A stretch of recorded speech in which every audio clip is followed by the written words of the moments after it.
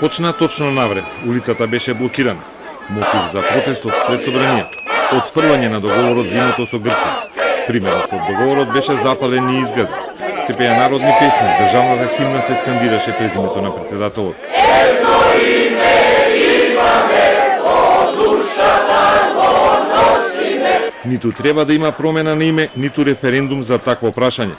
Истакна неколку стотина демонстранти кои ја критикуваа и полицијата за завчерашната интервенција. Договори направени во ситуација каде се крши уставот од нелегална влада. Правно, уставно, меѓународно не може никогаш да помине. И затоа немојте да се плашите. Ова да биде тренд, каде што ние како македонски народ ќе му речеме дека не се плашиме. Ова не е ден за плачење. Ова е ден на кој што ние ја кренеме македонската не шарена револуција, туку македонската духовна револуција. Вие сте земате леп од народот и овдека да дојдете, а не предавници да правите. Славно вие! Покрај критиките и клетвите за опозиционата СДСМ која сметаат за велепредавничка, од опозицијата демонстрантите побараа да си дадат оставки во парламентот. Јавно се обраќам до Христијан Мицковски. Нема што повеќе да барат во собрание. Нека ги одложат мандатите, нека си поднесат оставка и нека излезат на улица со народот.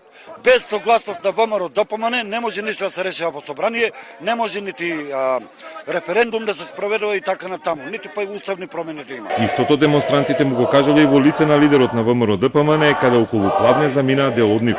И пред седиштето на ВМРО ДПМН имаше полициски кордон. Нивната делегација беше примена од Мицковски. Барале бойкот и оставки од пратениците и неприфаќање на референдум. Олумчев по средбата телефонски ни изјави дека барале ВМРО ДПМН да ми се придружи на улица. Но одговорот бил дека пратениците однатре од парламентот ќе го спречуваат заев во неговите штетни политики. Демонстрантите се вратија пред собранието. Некаде околу 13:30 часот нивниот број се намали. На една од жените учеснички се слоши и падна, пошто беше однесена во градската болница. Протестот потоа заврши.